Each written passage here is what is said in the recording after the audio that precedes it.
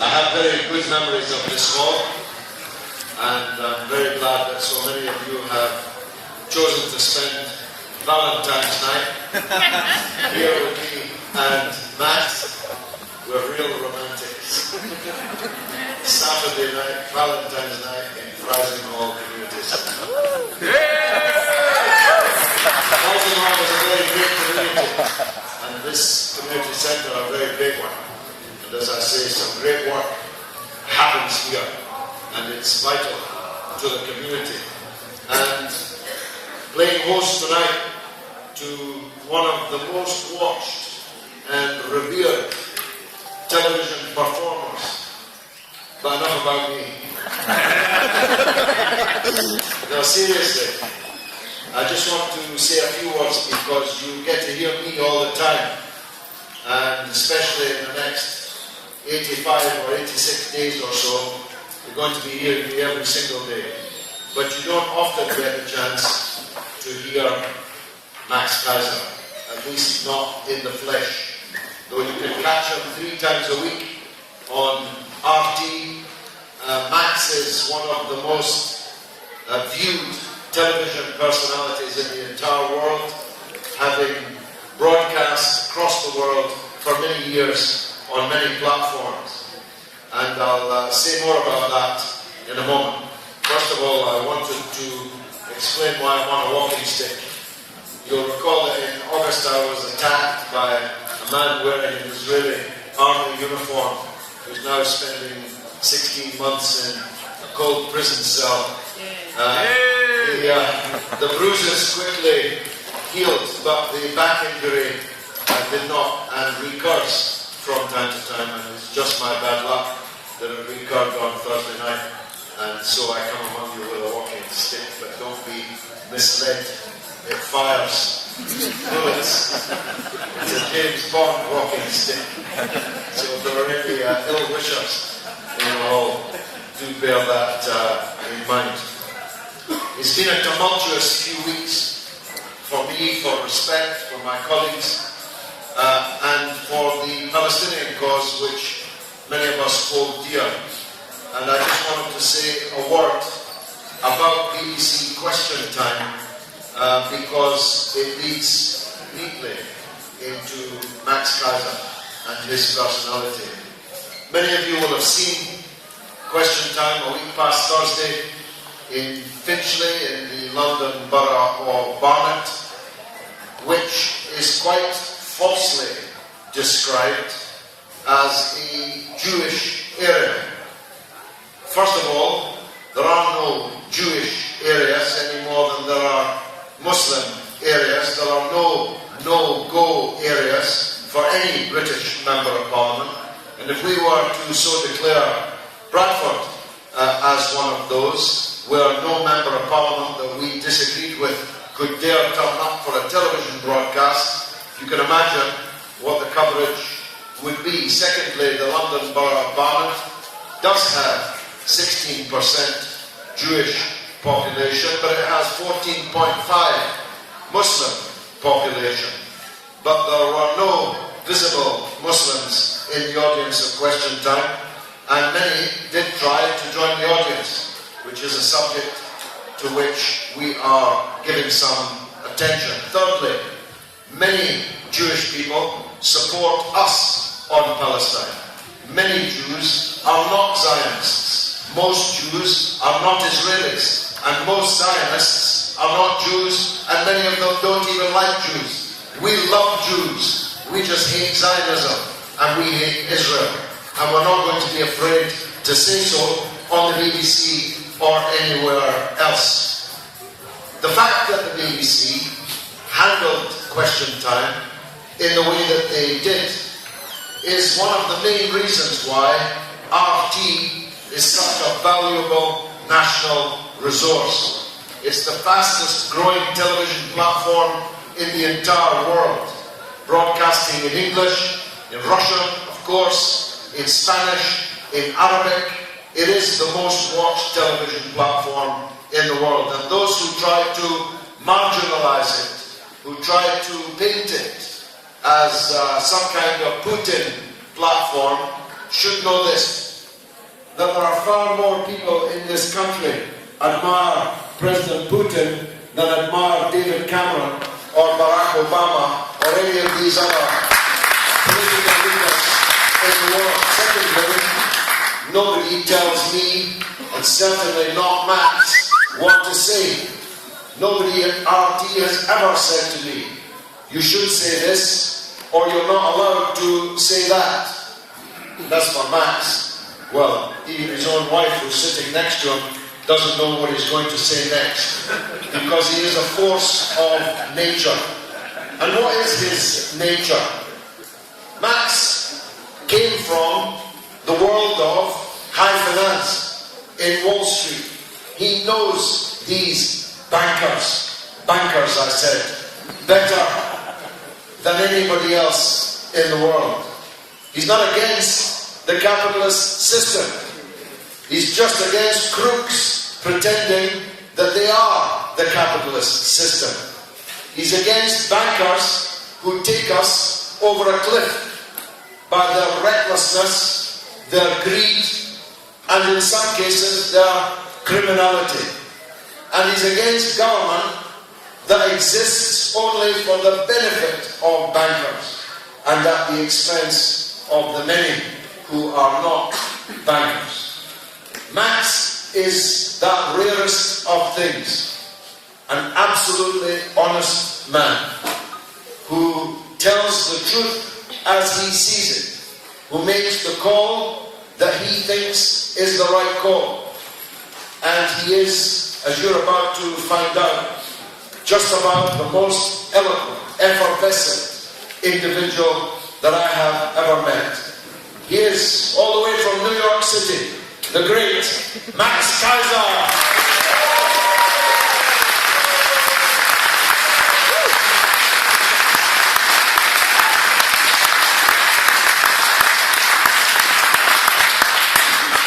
Thank you so much, George Galloway. Hello, Bradford!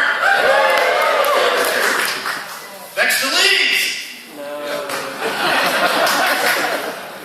So I have to explain to you my knowledge of Bradford and Leeds. It goes back to when I first came here a couple of years ago. I met up with a fellow who explained to me that I needed to start following the Sheffield Wednesday football club. And I'd never heard of Sheffield Wednesday. And I said, well, why should I follow Sheffield Wednesday? He said, because we hate Leeds. So that's it. That's my total some knowledge of football in this country. How's everybody doing? How are you feeling? What's happening? Are you politically engaged? Are you present? Are you here? Do you watch our TV? Do you watch our show? Do you know what we say about the bankers, the banksters? Are you suitably repulsed and revulsed and nauseous? I brought some vomit bags. If you need to vomit while we're talking about HSBC, let me know. I'll come running over and you can puke into one of these bags. And then we can send it to HSBC and they can use it to collateralize another $1 billion in loans. Puke collateralized loan obligations by HSBC. You know, HSBC actually, like many institutions in this country, banking institutions, is technically insolvent. They have really nothing on their books of any resale value at all. What they rely on to exist is bailouts and handouts from the government. As a matter of fact, I'm thinking about making a show called Benefit Street.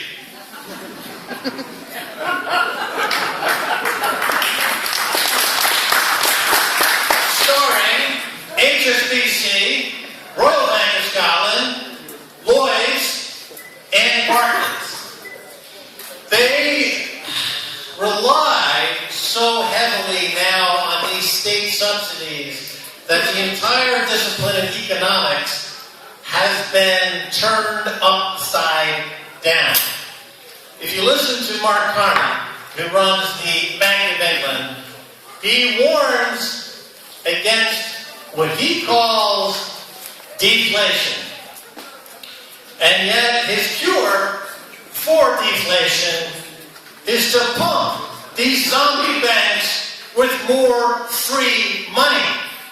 To keep these zombie banks alive, because they're technically insolvent. Without the free money, without the 0% interest rates, without the quantitative easing, these banks would have to become bankruptcy. And they would go the way the banks in Iceland. And they would be in jail. The bankers would be in jail because they committed fraud. Over again. Jail is the nice thing for these bankers to be experiencing. Look what's happening in Greece. Greece finally said, you know what? We've had enough of the Troika. We've had enough of the IMF. We've had enough of the EU.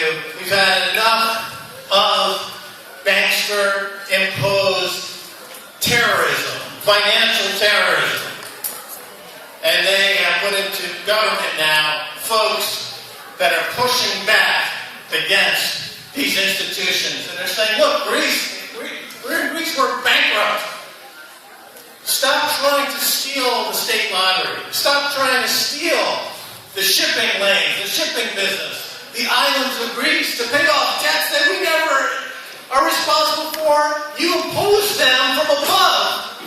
And to pay off these debts, you're seizing our assets. You're seizing the things we've spent hundreds of years building, thousands of years developing. You're stealing them.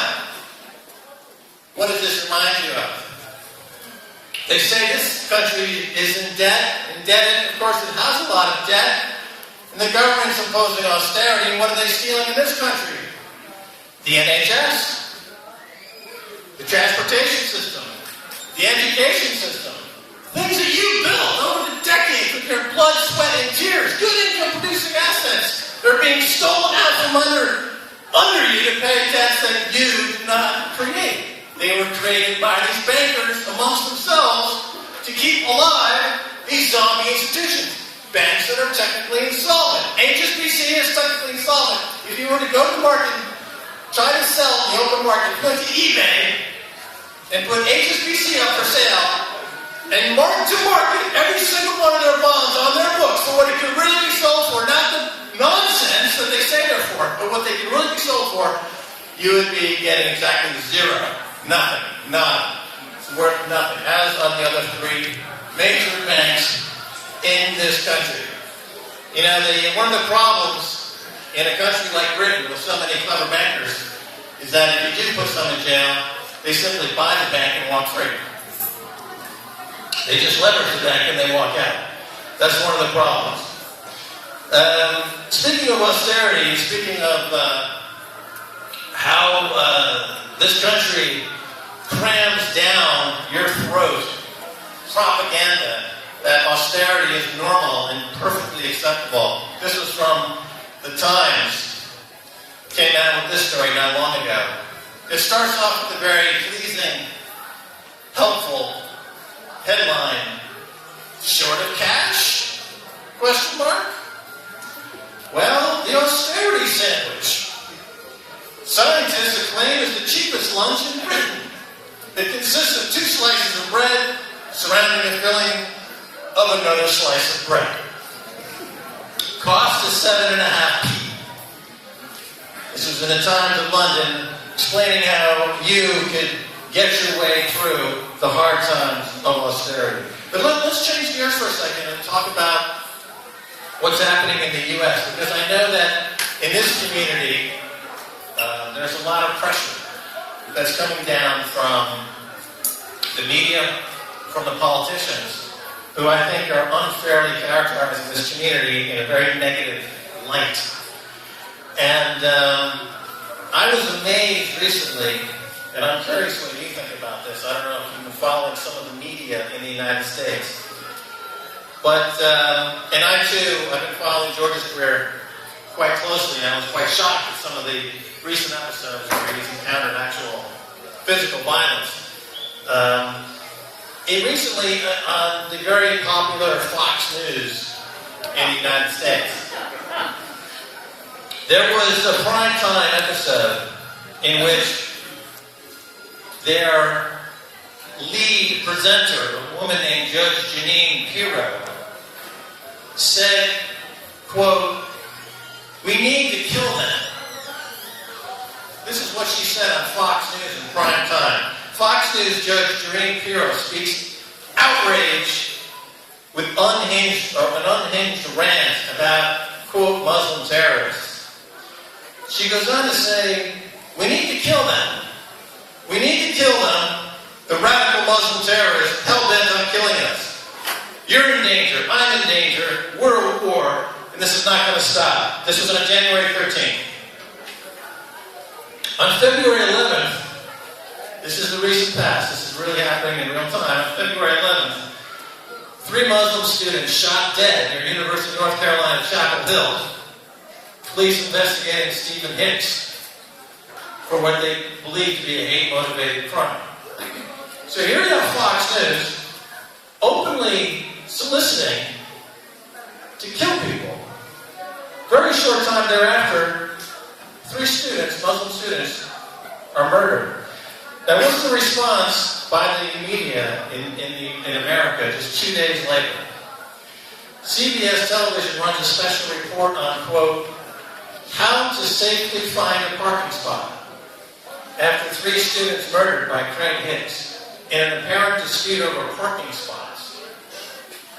Police dismissed the idea that there was any religious restriction involved. So this is, in my view, part of what the struggle is about in terms of how the United States economy, which is in itself a Ponzi scheme that only functions in the capacity to wage war, is looking to wage war any way that they can. And the media is so captive and so managed and censored that CBS Television News, home of Walter Cronkite, considered the standard bearer of news in America, would say 2 days after 3 people were murdered in what is obviously a religiously motivated hate crime at the behest of Fox News, which characterized this as an episode of a parking dispute. That to me goes beyond being merely irresponsible. That to me means that there truly is a conflict and a tension, and we're on a serious path toward needing to resolve these issues. But in my view, ladies and gentlemen, in my view, it does come back to the economics, what I would call the economics of hatred. Because in the United States, economics of hatred pays. And this is carried over into the United Kingdom. Hatred is the fastest way to make money. Fear is the fastest way to make money. I know from working on Wall Street for many years that it's much easier to get somebody to motivate them to sell in panic out of fear and make a commission than to get somebody to buy something out of faith that they're going to be wealthier and have that hope. Hope never makes as much money as fear. That's why on events like the 1987 stock market crash or other like events, stockbrokers make out like bandits, because that kind of sudden influx of panic and fear drives all kinds of markets to extremes, and this is where the professionals on the inside are making most of their money. So there's a motivation to create chaos. There's a motivation to create fear because it's profitable. And that's the economics of hatred and the economics of fear. And that's what I see in this current coalition government. That's what I see in all the parties in the UK, is that they're pushing this economics of fear. They don't want people to take a step back and think, you know what, maybe it doesn't make sense that interest rates are being driven to zero and I get nothing on my pension returns. I have no savings. I'm being panicked into participating in all manner of schemes and buyouts and leverage buyouts and restructurings that make no economic sense whatsoever. The costs for me are going up. If the government and Mark Carney is saying the problem is deflation, let me, by a show of hands in this room, how many are experiencing prices that are deflating and going down? At the end of the month, Are prices that you're charging your grocery bill, are your costs or your monthly expenses, are they going down by show of hands? Or are they going up? Show of hands. Well, so what do they mean when they say that there's deflation? Well, there's deflation on the balance sheet of these banks when their bonds are collapsing because they're worthless, and it requires them to print lots of money to bail out these banks. And oh, by the way, there's a corollary to that, and that is that your purchasing power for your British pound, it goes down, and wages, of course, are not going up. Wages are flat, and wages are going down.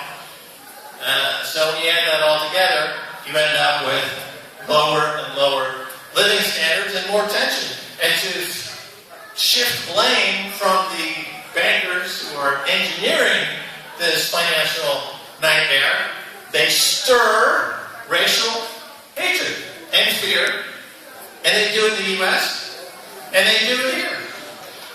But at the root of it all is this need to keep alive a system which has essentially died, is a corpse.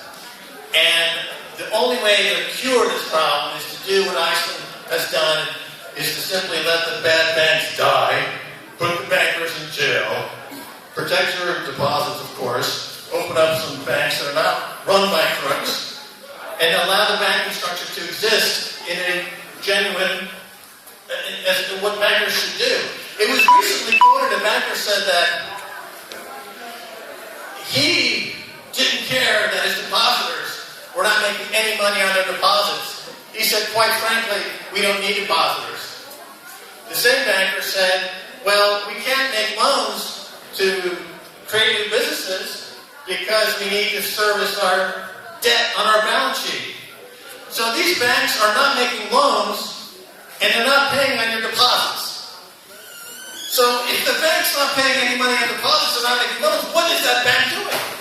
The definition of a bank is that it makes loans and pays on deposits. That's what a bank does. If it does neither, it's not a bank. And what is it? It's a parasite. It's an institution that's holding our government hostage. And if the government doesn't deregulate the bank more, it'll crash the economy. It'll crash the markets. You're being held hostage by psychopaths. I'll give you proof.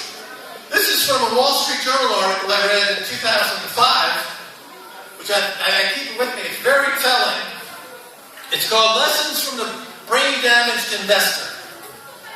The UK investment banker says, at one major investment bank for which I worked, we used psychometric testing to recruit psychopaths because their characteristics exactly suited them to senior corporate finance roles.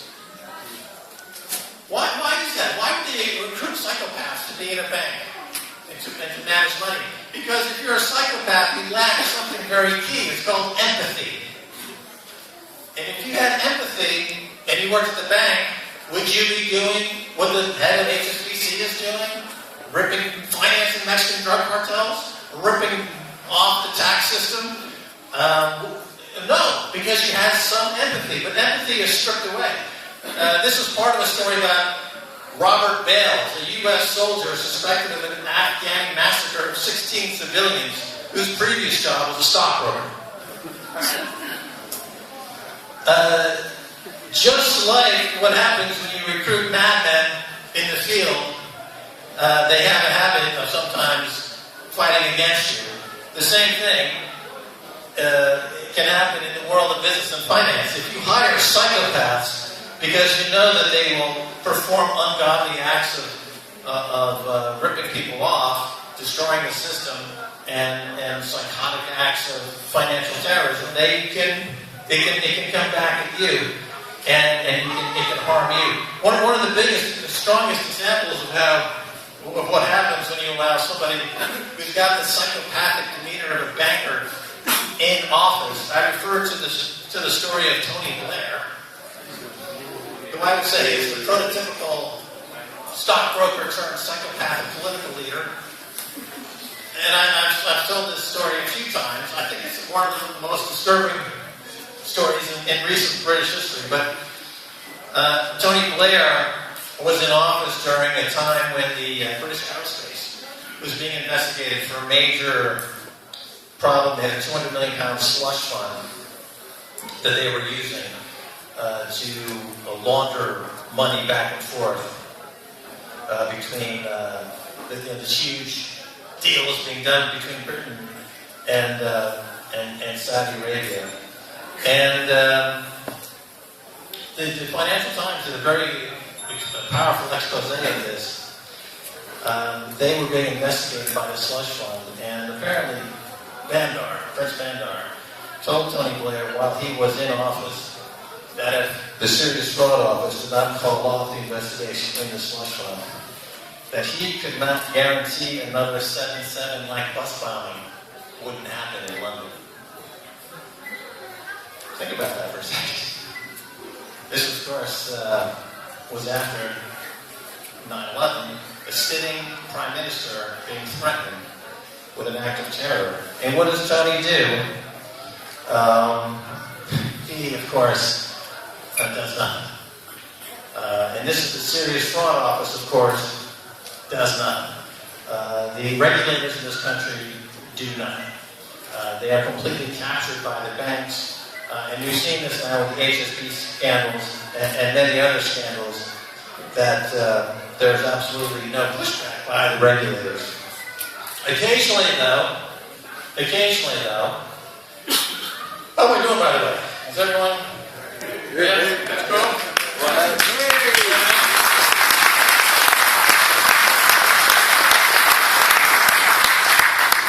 Occasionally, you do see small acts of protest. Here's the headline: that's the wrong kind of deposit. A Barclays bank customer poos all over the floor. A middle-aged man described as a well-to-do walked calmly into the branch of Barclays and started leaving non-monetary deposits on the floor in front of our 5 customers. One eyewitness said the man looked calm but angry as he made his mess in the bank. Small acts of defiance. Small acts of defiance. So sometimes lead to more organized and bigger pushbacks, as we do have seen now in Iceland, and I think Greece is a major turning point in this banking recent history of the tension between the have-nots and the have-yots. How would I boil this all down to one equation, if you will, one point? And I think this quote from Warren Buffett, who's one of the richest guys in the world, says it nicely. He says, there is class warfare, all right, but it's my class, the rich class, that's making war, and we're winning. And that's pretty much, I think, is a good way to look at the world from this point of view. There's a war going on. It's a class war. But it's coming from the top, and it's attacking the bottom. Now, how do the rich wage class war against the poor? And if you think about it, when it's the poor waging class war against the rich, famously in the French Revolution, you had decapitation. That was the centerpiece of the Reign of Terror and the end of nobility in that era. When it's the rich going after the poor, it's decapitalization. Decapitalization. Any way this class can decapitalize you, can remove your economic sovereignty, they will. Mostly, it comes from increasing debt. The more they can increase debt, the more you lose your economic freedom, your economic sovereignty, your voice. And, for example, in Britain pays every week $1 1 billion pounds of interest on the debt.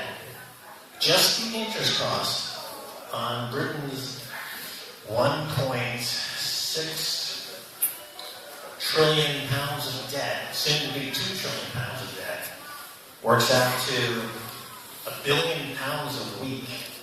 That's not money that's going into the NHS. That's not money that's going into education, infrastructure. It's going into debt service. Why is the country in so much debt? Is it because the economy is growing? Well, not really.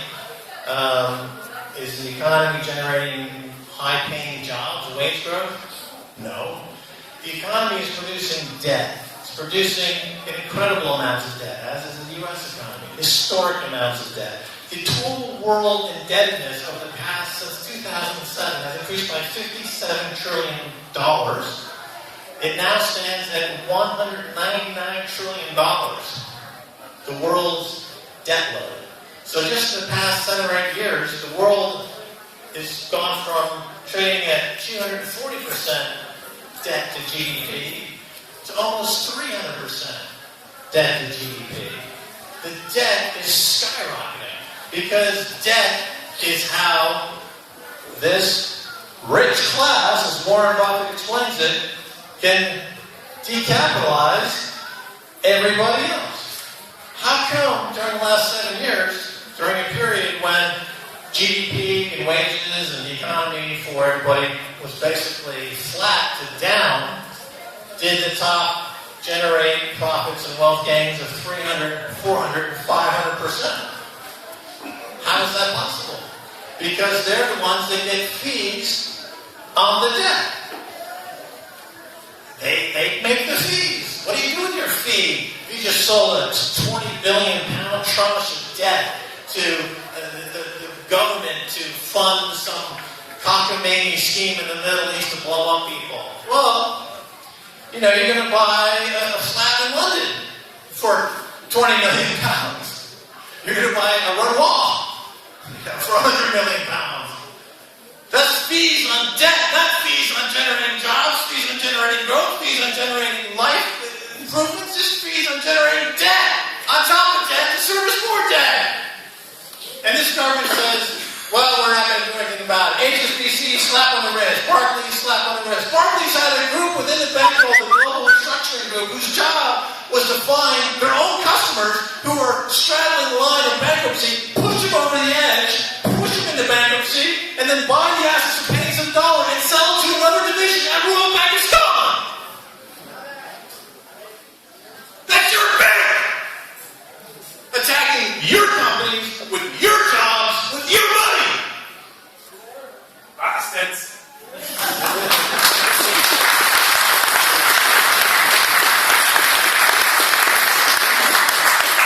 What's the solution from the government? Well, here's a great solution.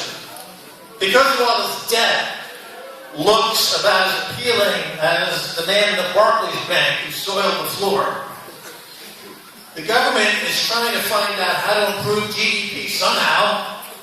We got to make the GDP look bigger so that this debt that's growing catastrophically looks smaller. So what has the government done recently? There's probably 10,000 guys exactly like Tony Blair. They're equally funded. They're equally without morals or ethics. They're equally dangerous. They're equally egomaniacal.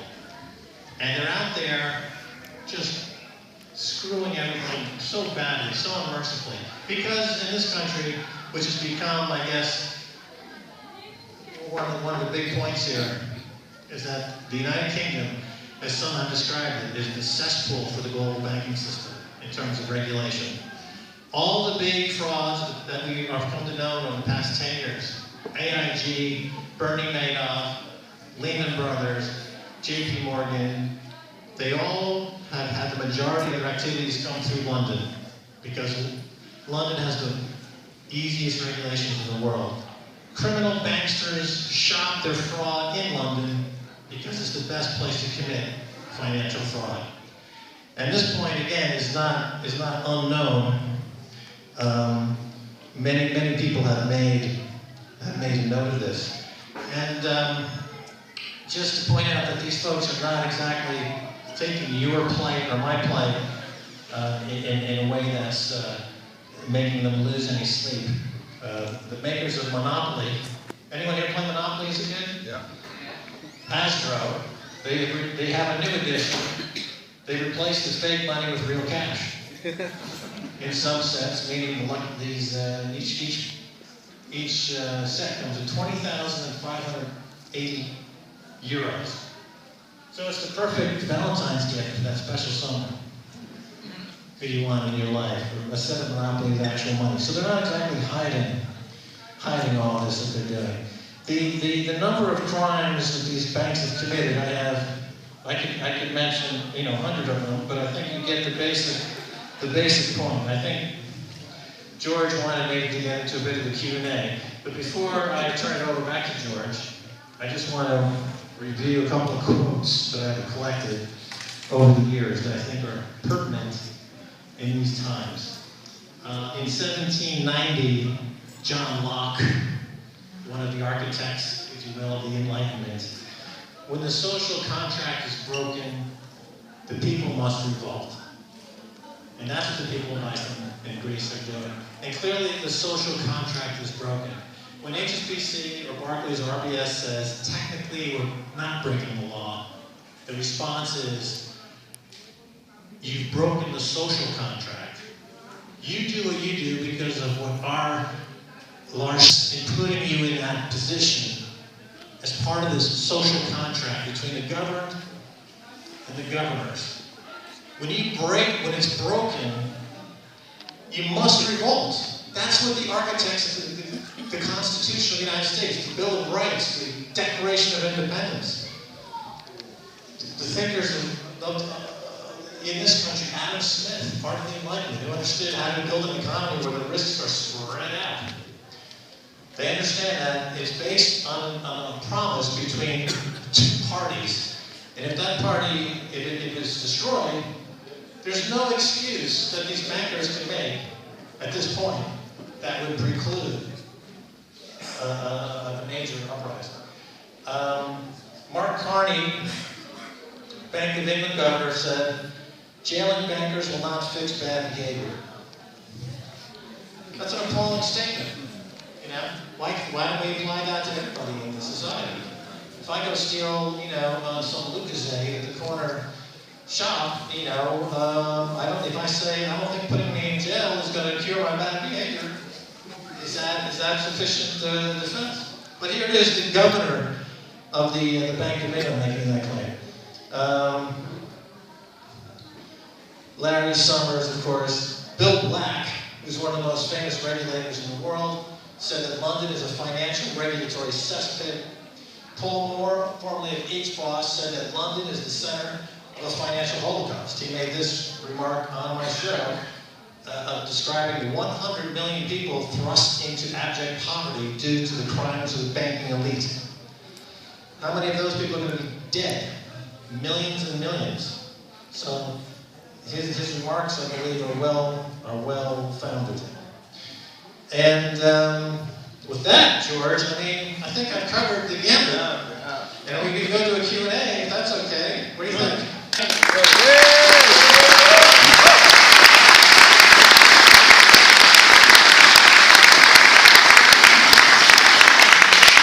I just want to add a few things. All of this criminality began, and most of it happened, when we had a so-called Labour government in power. All of it.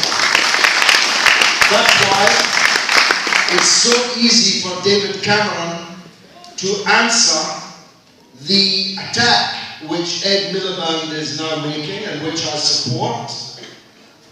All that Cameron has to say, for example, on the HSBC issue, is that every single one of these crimes that you are talking about took place when you were in government. Tony Blair and Gordon Brown boasted of the extent to which they made London the crime capital, the financial crime capital of the world.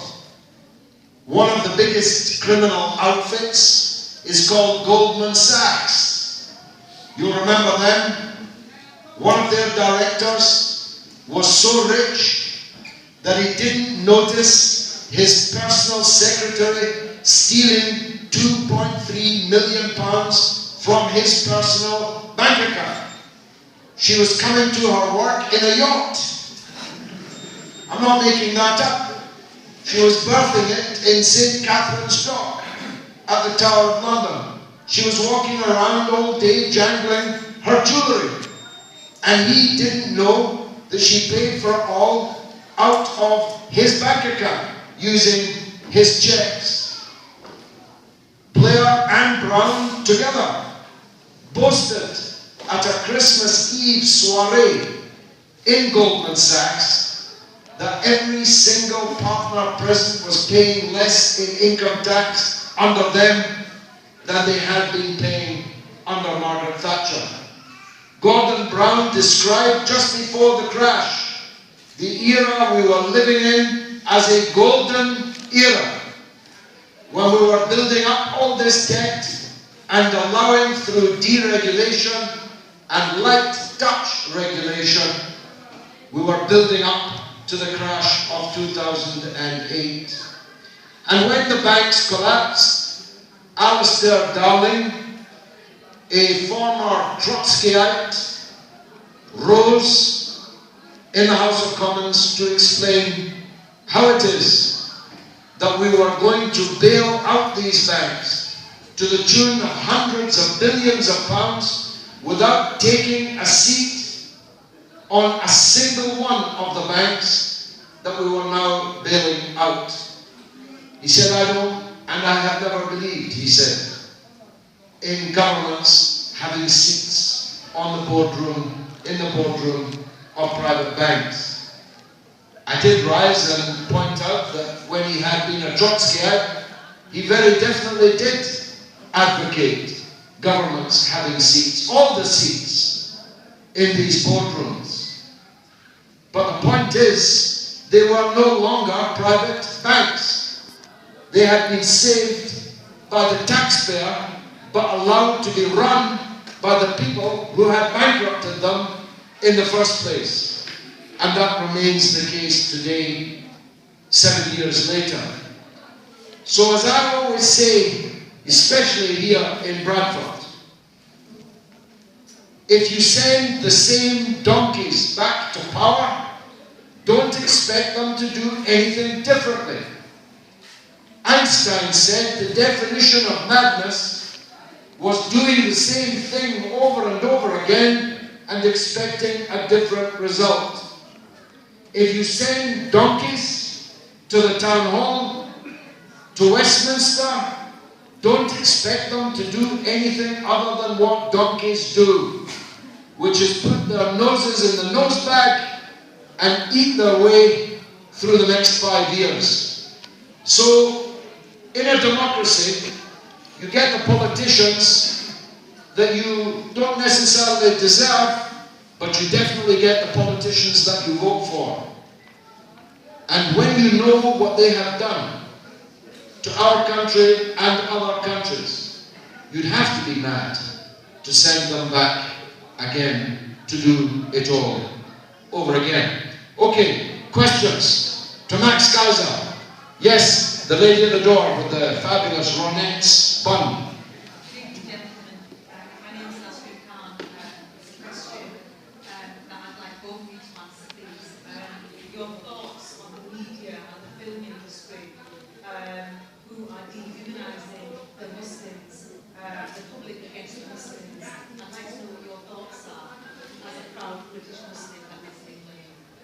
Well, Max touched on this, and I'll let him answer it substantively, but I would just, as a precursor to what he'll have to say, nothing could crystallize this sense of rage and injustice that the questioner feels more than the media coverage of the murders of the man and his wife of 6 weeks and her sister in Chapel Hill, North Carolina. The BBC did not report that murder at all. Sky reported it 5.5 hours after the Independent newspaper had broken the story in Britain.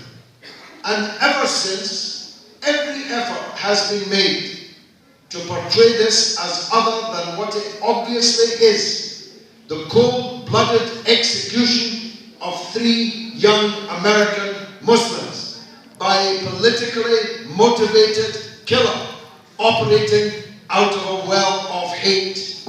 The merest glance at his Facebook page shows you his hatred for religion and religious people. Yet even until now, after the 3 victims have been buried, it is still not being called what it obviously is. And ask yourself this: if 3 Jews or 3 Christians had been murdered on their knees in a cold-blooded execution by a Muslim killer, would this have been being described at the top of the news as a terrorist act? And everybody knows that's exactly what it would be described as. Max.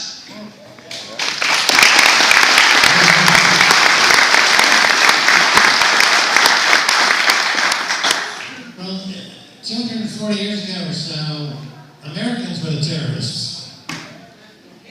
According to this country, Britain. And we staged a revolt.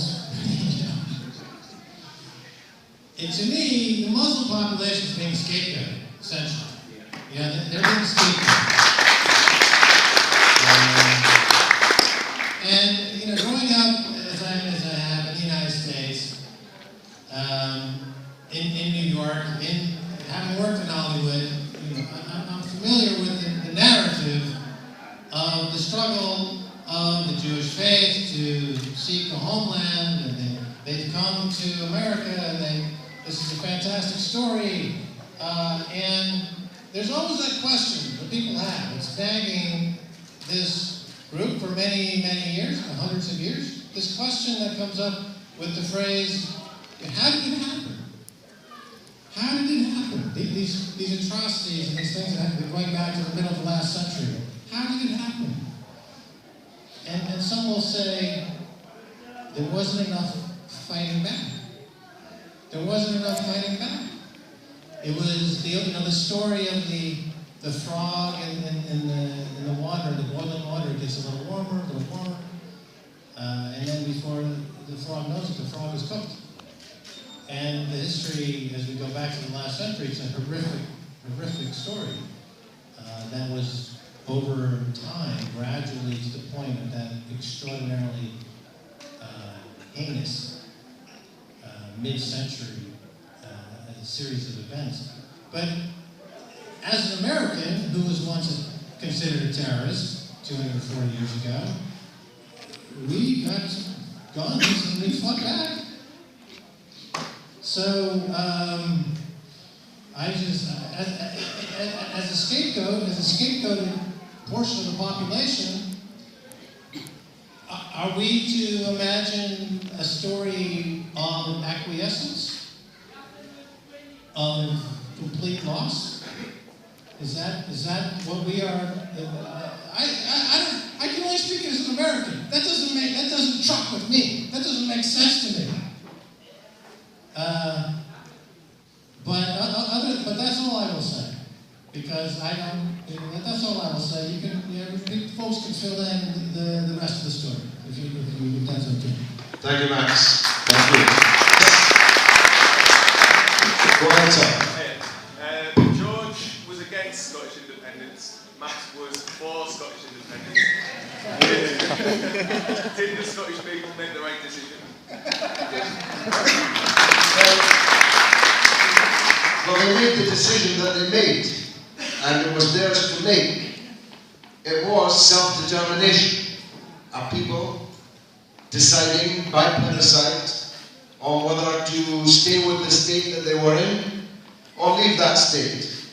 It's a pity Kashmir didn't get the same right as Scotland did, especially as it was promised it by the United Nations well over half a century ago.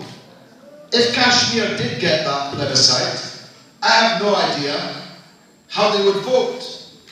Whether they vote to stay with India, vote to be independent, vote to join Pakistan. What I do know is that it's only their decision to make, not anybody else's. And the same was true for Scotland. I, as a Scottish person, did not have a vote, which I think was a little unfair, and so do millions of Scottish people who live outside Scotland. But that's another matter. They voted how they voted. And I'll tell you, as a representative of a poverty-stricken part of a poor city in the north of England, I'm sure glad that they decided to stay.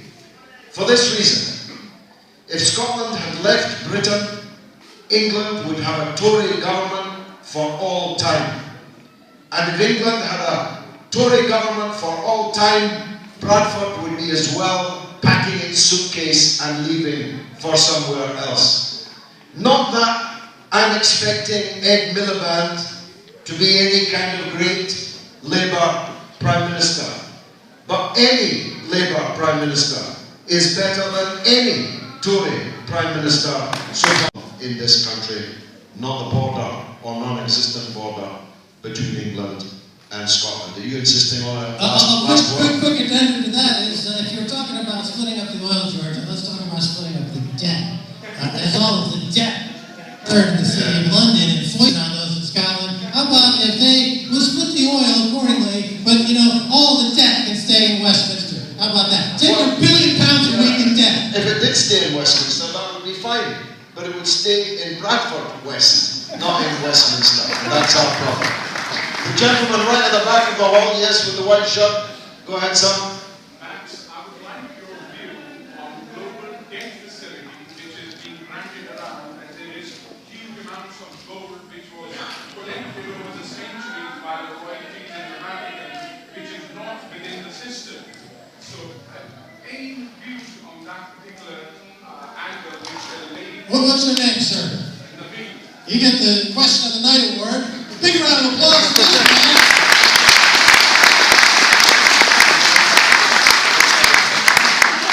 What about the gold? This mic's on. Give me your mic. I'm going to give you the good mic. There it is. The good mic. You can't even walk. You should have this one. Get the good mic. Now, you asked about the gold, and of course, there was a point in time where Britain had a lot of gold. But they sold 60% of it. 400 tons. Who did that? Gordon Brown. If you see him up in Scotland, tell him you don't like that either. Okay, so yeah, the gold, as you see, sovereigns around the world and central banks around the world for the first time in 50 years are buying record amounts of gold because they realize that this paper Ponzi scheme from the city of London and Wall Street is on its last legs. And we will once again return to an economy, a global economy, that is settled in gold. And this is something for y'all to keep in mind. I don't make financial recommendations or advice. I'm not here to do that. But at the end of the month, if you got a few quid, instead of going down, buying an extra sandwich or whatever, buy yourself a little gold and silver and just accumulate over time. 1 year, 5 years, 10 years, you'll be happy you did. That's my